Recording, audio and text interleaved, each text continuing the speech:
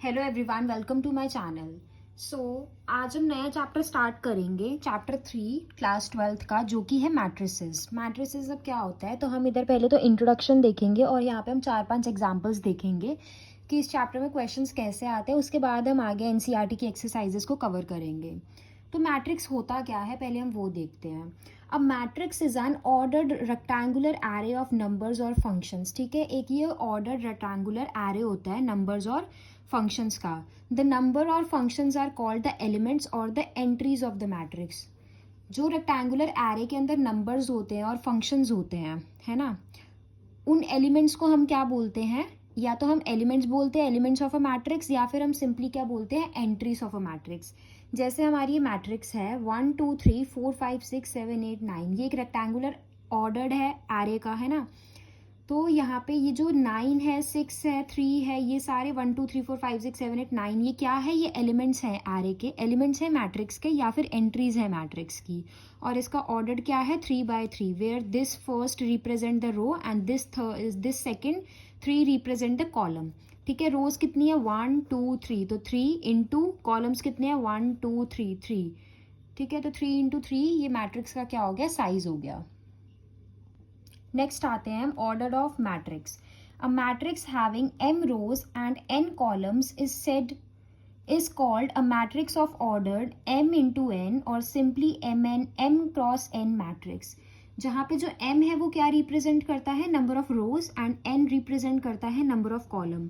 तो उस मैट्रिक्स का ऑर्डर क्या हो जाएगा? m into n। ठीक है, तो हम सिंपली बोल देंगे कि m इंटू n मैट्रिक्स है ये, जहाँ पे हम कुछ भी अपने आप से नंबर ऑफ कॉलम्स रख सकते हैं, नंबर ऑफ रोज रख सकते हैं। अब ये 2 पॉइंट जो है वो बहुत इंपॉर्टेंट है, इसीलिए मैंने यहाँ पे नोट करके लिखा हुआ है। We shall follow the notation namely matrix A I J where the size of matrix is m cross n to indicate that A is a matrix of order m into n। ठीक है, we shall consider only those matrices whose elements are real numbers or functions taking real values। हमें उन्हीं matrix को consider करना चाहिए जिनके elements जो है वो रियल नंबर होंगे, या जो फंक्शन है वो रियल वैल्यू लेते हैं, उन्हीं को हमें कंसीडर करना चाहिए, और हमें किसी को कंसीडर नहीं करना चाहिए। अब हम देखते हैं कि मैट्रिक्स कौन कौन से टाइप्स की होती हैं। Different type of matrices. पहली आती है कॉलम मैट्रिक्स। कॉलम मैट्रिक्स क्या होता है? A matrix is said to be a column matrix if it has only one column. Column matrix हम कौन सी मैट्रिक्स को बोलते हैं? जिसके पास सिर्फ एक ही कॉलम हो। ठीक है, अब ये ए है, हमारी मैट्रिक्स है, मैट्रिक्स को ऐसे सिंबल स्क्वायर ब्रैकेट से डिनोट करते हैं हम, और यहाँ पे एक ही कॉलम है, तो ये क्या हो गया? A is a column matrix of order 4x1 where 4 represent the rows 1 2 3 4 and 1 represent the column which is 1। अब हम आते हैं रो मैट्रिक्स पे। A matrix is said to be a row matrix if it has only one row. जिसमें सिर्फ एक ही रो होगी, हम उसको क्या बोलेंगे? Row matrix. अब जैसे मैट्रिक्स बी है हमारी रो क्या है? ये हमारी मैट्रिक्स है, और इसमें सिर्फ एक ही रो है, और मैट्रिक्स के एलिमेंट्स क्या है? -1/2 √5 2 3। B is a row matrix of order 1 into 4 where 1 represent the row. एक ही रो है और कॉलम कितने हैं? 1 2 3 4, इसीलिए हमने 4 लिख दिया, 1 क्रॉस 4। स्क्वायर मैट्रिक्स क्या होता है? थर्ड है हमारा square matrix. A matrix in which the number of rows is equal to the number of columns is said to be a square matrix. जिसमें नंबर ऑफ रोज और number of columns दोनों same हो, उनको हम बोलते हैं square matrix. Thus m into n मैट्रिक्स is said to be square matrix if m equals to n and is known as square matrix of order n। ठीक है, वही सेम है कि अगर m n के इक्वल है तो वो स्क्वायर मैट्रिक्स है, यानी कि अगर number of rose number of column के इक्वल है तो वो स्क्वायर मैट्रिक्स है। अब यहाँ पे नंबर ऑफ रोज कितनी है? 1 2 3 3 है, और नंबर ऑफ कॉलम्स कितने हैं? 1 2 3, तो 3 क्रॉस 3 की मैट्रिक्स हो गई, तो hence A is the square matrix of order 3। Fourth matrix है हमारी diagonal matrix. A square matrix is said to be a diagonal matrix if all its non diagonal elements are 0। अब non diagonal elements क्या होते हैं, square matrix में क्या होता है, एक स्क्वायर टाइप का बनता है और ये होता है डायगनल, ये होता है डायगनल, है ना। अब यहाँ पे क्या बोला है, if its all non diagonal elements are zero, diagonal वाले एलिमेंट्स को जीरो नहीं होना, नॉन डायगनल वाले एलिमेंट्स को जीरो होना चाहिए और बाकी डायगनल वाले एलिमेंट्स में कुछ ना कुछ वैल्यू होना चाहिए, तो वो होती है हमारी डायगनल मैट्रिक्स। और ये क्या होती है, एक स्क्वायर मैट्रिक्स ही होती है, तभी डायगनल बनेगा। अगर 2/3 में रख लोगे तो डायगनल कहाँ से बनेगा, बन ही नहीं पाएगा डायगनल। तो इसीलिए ये स्क्वायर मैट्रिक्स जो होती है वो डायगनल मैट्रिक्स तब होती है जब नॉन डायगनल एलिमेंट्स जो होते हैं वो जीरो होते हैं। ठीक है, एग्जांपल मैंने दे दिया, ये 2/2 की मैट्रिक्स है, ये 3/3 की मैट्रिक्स है। तो यहाँ पे 2/2 में ये वाले डायगनल एलिमेंट्स हैं और नॉन डायगनल में जीरो हैं, यहाँ पे डायगनल में एलिमेंट्स हैं और नॉन डायगनल में सारे जीरो हैं। अब हमें बोला स्केलर मैट्रिक्स क्या होती है। फिफ्थ है scalar matrix. A diagonal matrix is said to be a scalar matrix if its diagonal elements are equal. अब स्केलर मैट्रिक्स क्या होती है, अगर डायगनल एलिमेंट्स तीन, जैसे यहाँ पे दो एलिमेंट्स आ रहे हैं डायगनल के अंदर, दोनों इक्वल है तो हम स्केलर मैट्रिक्स बोलेंगे। यहाँ पे डायगनल में तीन एलिमेंट्स आ रहे हैं, तीनों इक्वल होना चाहिए, ये नहीं है कि यहाँ पे √2 है, √1 आ जाएगा, √5 आ जाएगा, उसको हम स्केलर मैट्रिक्स नहीं बोलेंगे, तब हम क्या बोलेंगे, डायगनल मैट्रिक्स बोलेंगे। लेकिन यहाँ पे जैसे √2 बाकी सब जीरो, 1 -1 बाकी सब जीरो, ये होती है स्केलर मैट्रिक्स। इसका ऑर्डर 2/2 का है, इसका ऑर्डर 3/3 का है। सिक्स्थ मैट्रिक्स है identity matrix. A square matrix in which elements in the diagonal are all 1 and rest are all 0 is called identity matrix. Identity matrix में क्या होता है, स्क्वायर मैट्रिक्स होती है जिसमें डायगनल एलिमेंट सारे 1 होने चाहिए और नॉन डायगनल एलिमेंट सारे 0 होने चाहिए, उनको हम बोलते हैं identity matrix. A matrix A is A of ij m cross n is an identity matrix if aij equals to 1 if I equals to j and 0 if I is not equals to j। ठीक है, अब I equals to j क्या होता है, जब हम matrix लिखते हैं तो A11 A12 A21 A22 ऐसे लिखते हैं, तो A11 A22 वाले जो हैं वो 1 होंगे, बाकी दोनों 0 होंगे, तो वही मैंने यहाँ पे लिखा है। ठीक है, एग्जाम्पल दे दिया यहाँ पे, ये 1/1 का मैट्रिक्स है, ये 2/2 का मैट्रिक्स है, ये 3/3 का मैट्रिक्स है। यहाँ पे डायगनल एलिमेंट सारे 1 है, नॉन डायगनल सारे 0 है।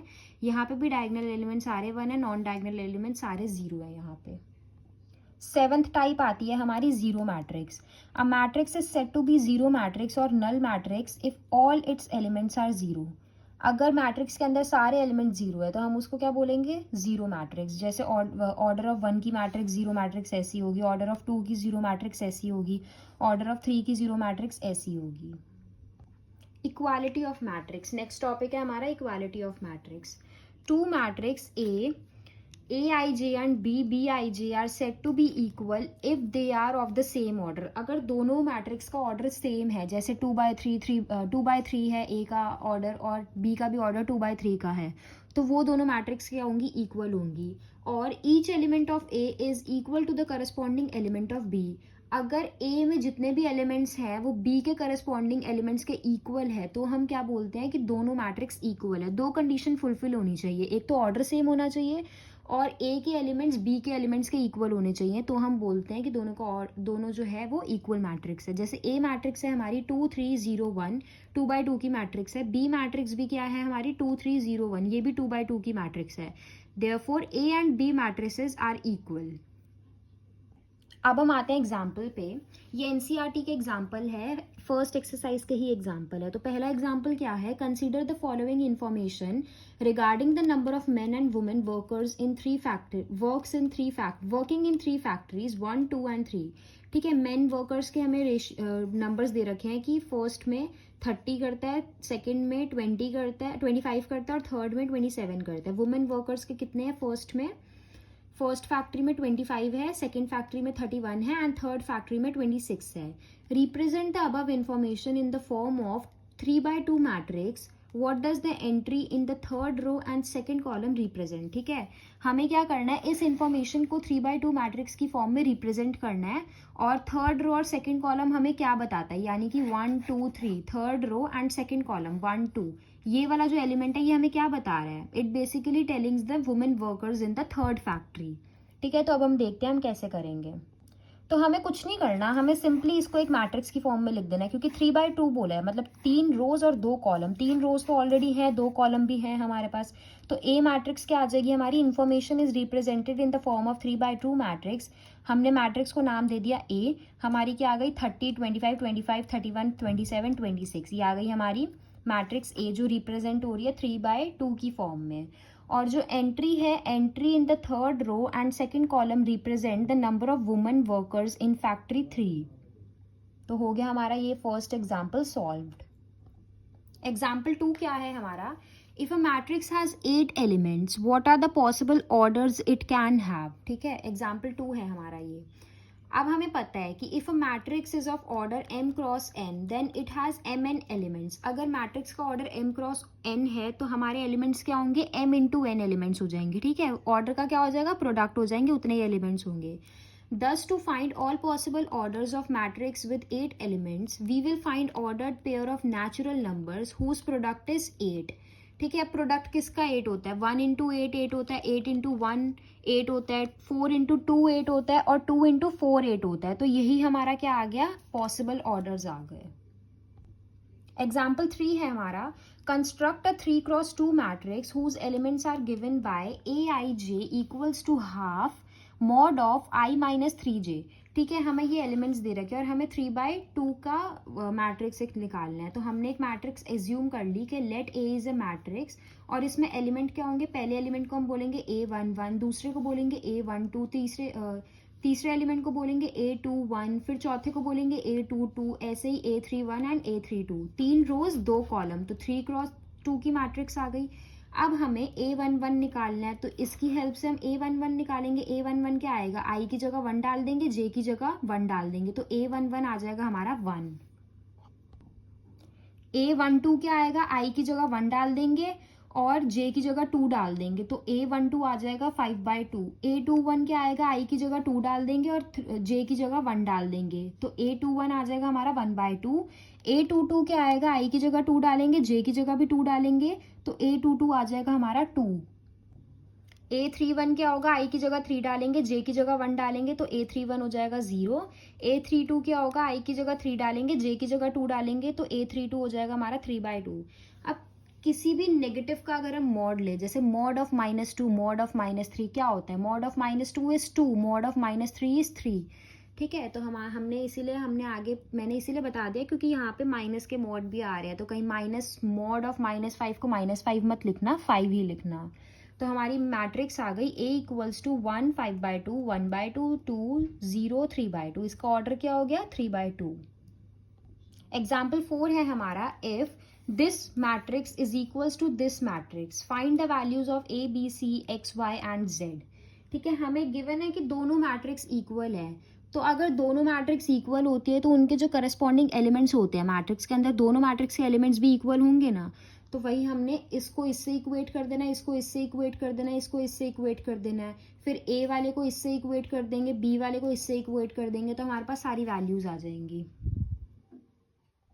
तो जब हमने x+3 को 0 से इक्वेट करा तो x की वैल्यू आ गई -3, z+4 को 6 से इक्वेट करा तो z की वैल्यू आ गई 2, 2y - 7 इक्वल्स टू 3y - 2 को हम दोनों ने इक्वेट करा तो क्या आ जाएगी, y की वैल्यू -5 आ जाएगी। a - 1 को हमने -3 से इक्वेट करेंगे तो a की वैल्यू -2 आ जाएगी।